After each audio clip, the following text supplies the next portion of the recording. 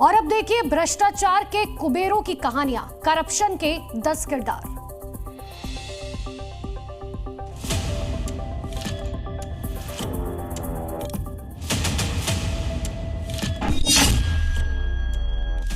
काली कमाई के धन कुबेरों पर शिकंजा।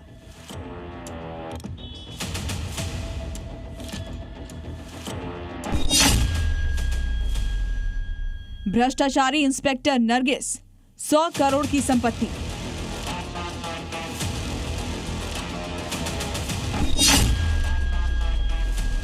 खाकी वर्दी वाला कैसे बना गैंगस्टर।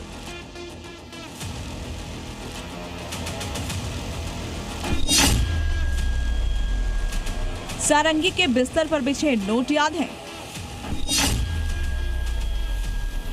52 किलो गोल्ड का मालिक सौरभ शर्मा याद है? करप्शन का पहला किरदार है यूपी पुलिस की इंस्पेक्टर नरगिस खान, जिन पर गलत तरीके से 100 करोड़ की संपत्ति कमाने का आरोप है। वैसे तो नरगिस खान अगले साल फरवरी में रिटायर होने वाली है, लेकिन उससे पहले ही एंटी करप्शन यूनिट ने मेरठ के मेडिकल थाने में केस दर्ज कर लिया और शिकंजा कस लिया।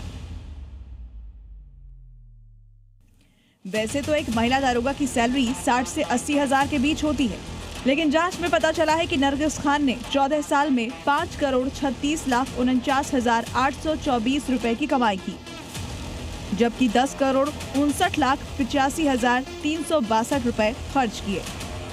यानी नरगिस खान ने कमाई के मुकाबले 5 करोड़ 23 लाख 35 हजार 538 रुपए ज्यादा खर्च किए और अपनी सैलरी के मुकाबले ये खर्च 97% ज्यादा है। वैसे नरगिस एक केस स्टडी भी हो सकती है। कोई व्यक्ति आमदनी से कई गुना ज्यादा खर्च कैसे कर सकता है, यानी आमदनी 98 और खर्चा रुपया। बरेली में तैनात नरगिस खान और उनके पति सुरेश के पास से 100 करोड़ रुपए से ज्यादा की संपत्ति का खुलासा हुआ, जिसमें मेरठ में 8 संपत्तियां जिनकी कीमत 26 करोड़ रुपए है, गाजियाबाद में 40 लाख की एक संपत्ति है, नोएडा में 4 करोड़ की संपत्ति, बरेली और लखनऊ में 2 संपत्तियां हैं, कानपुर देहात में 27 करोड़ 20 लाख की 9 संपत्तियां, जबकि अमरोहा में 1 और देहरादून में 3 संपत्तियों का पता चला है, यानी कुल 28 संपत्तियां जिनकी कीमत 80 करोड़ के करीब है।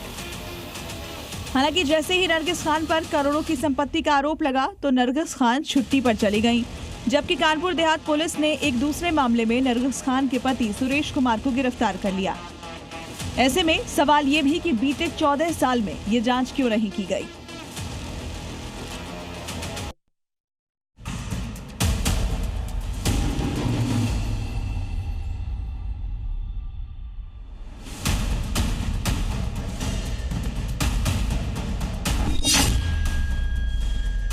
खाकी वर्दी वाला कैसे बना गैंगस्टर।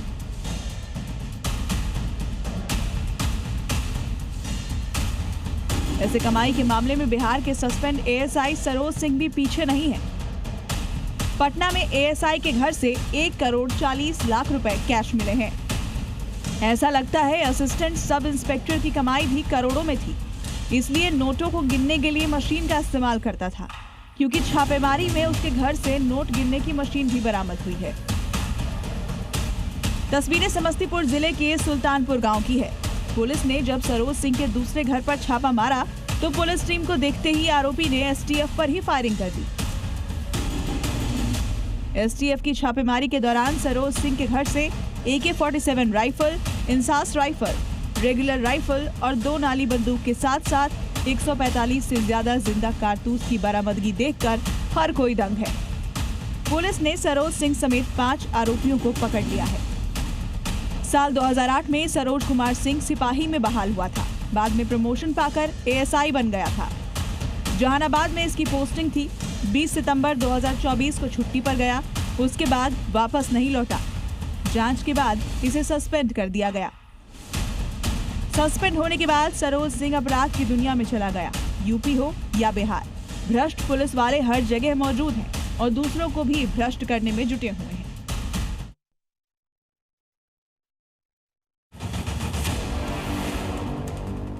अब मिलिए करप्शन के तीसरे किरदार से, जो देखने में तो आपके और हमारे जैसा है, लेकिन असल में ये है नहीं। जनाब का नाम है बैकुंठ नाथ सारंगी। राज्य सरकार के चीफ इंजीनियर हैं और इनके घर पर विजिलेंस टीम ने छापा मारा था। लेकिन जब रेड की कार्रवाई शुरू हुई तो अधिकारियों के हाथ पांव फूल गए, सबके चेहरे की हवाइयां उड़ गई थी, क्योंकि बैकुंठ नाथ जी के घर से बरामद हुआ करोड़ों कैश।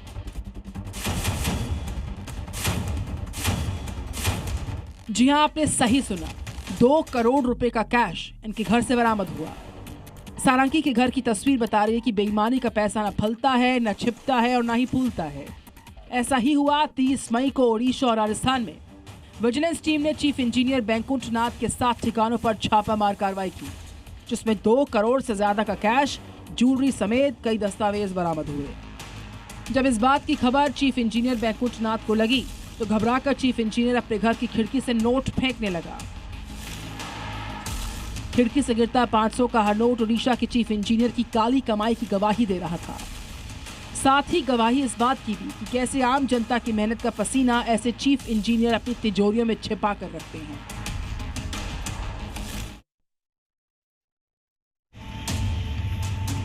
चौथा किरदार जोधपुर का वो डॉक्टर जो बंद पड़े अस्पताल में करोड़ों का लेन देन कर रहा था। जिस दिन सारंगी साहब घर की खिड़की से नोट गिरा रहे थे, उस दिन राजस्थान के जोधपुर में इनकम टैक्स डिपार्टमेंट ने एक बंद अस्पताल में रेड की और यहाँ जो मंजर मिला वो हैरान करने वाला था।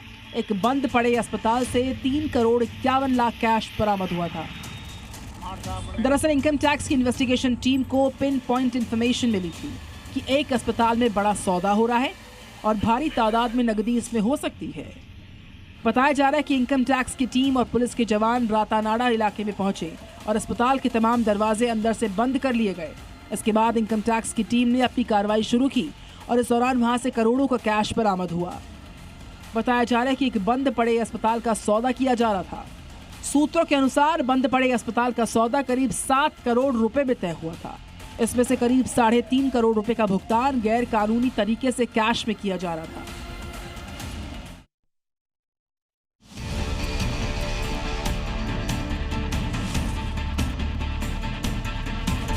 भोपाल कैश कांड, महीनों बाद खुलेगा सोने का राज।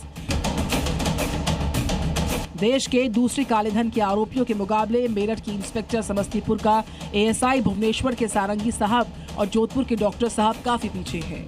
52 किलो सोना, 200 किलो से ज्यादा की चांदी और नोट इतने की गिनने के लिए मशीन्स लगानी पड़ गई।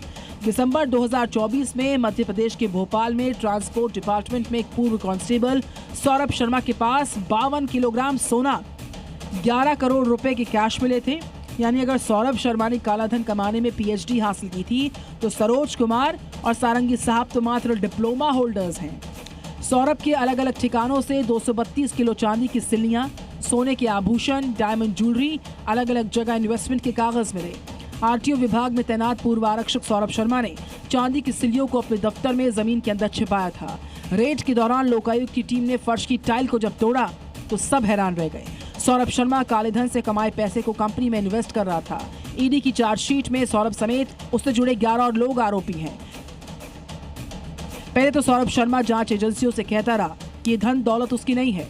महीनों तक गुमराह करता रहा, लेकिन अब उसके सारे गुनाहों में धीरे धीरे पर्दा उठ रहा है और उस पर भी शिकंजा कसा जा रहा है।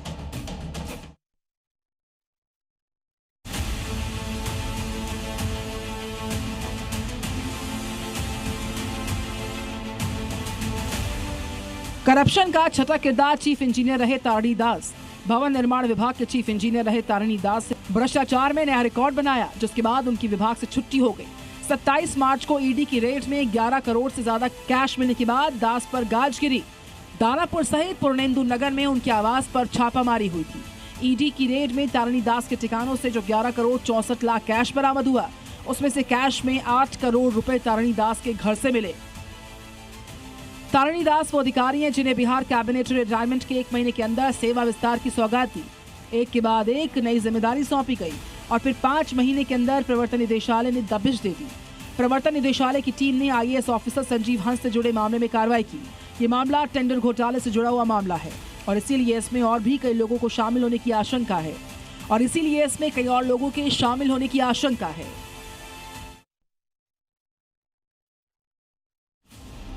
7 मार्च को पर्दा उठा करप्शन के 7वें किरदार से। नालंदा के डीटीओ अनिल कुमार दास के ठिकानों पर विजिलेंस ने रेड कर दी। मालूम चला था कि जिला परिवहन पदाधिकारी ने आय से कहीं ज्यादा संपत्ति अर्जित कर रखी है। सुबह के करीब 7 बजे के आसपास निगरानी विभाग की 2 गाड़ियों ने डीटीओ अनिल दास के किराए वाले फ्लैट पर धावा बोला। इसके बाद डीएसपी चंद्रभूषण सिंह की अगुवाई में निगरानी के 6 ऑफिसर्स की टीम ने फ्लैट को अंदर से बंद कर तलाशी शुरू कर दी। एसवीयू यानी स्पेशल विजिलेंस यूनिट की टीम को अनिल दास की करोड़ों की संपत्ति का मालूम चला। तलाशी अभियान के दौरान विजिलेंस की टीम को अनिल दास के ठिकानों से गहने, महंगे गैजेट्स, कैश भी मिला है। करीब 11 घंटों तक स्पेशल विजिलेंस यूनिट ने डीटीओ अनिल कुमार दास के घर को खंगाला। 1 करोड़ के गहने, 1 करोड़ के जमीन के कागजात और इसके अलावा अनिल कुमार दास के पास से 15,000 कैश भी मिला। निगरानी की टीम को सबसे ज्यादा हैरानी सोने चांदी के आभूषण देखकर हुई थी। ये समझ से परे था कि डीटीओ जैसे पद पर रहकर कोई अफसर इतनी कमाई कैसे कर सकता है। सवाल यही है कि क्या इनके लिए सरकारी नौकरी का दूसरा मतलब लूट होती है। सबसे बड़ा सवाल तो ये भी है कि सुशासन बाबू की नाक के नीचे भ्रष्टाचार वाली सुरंग कैसे खोद दी गई है। Zee News।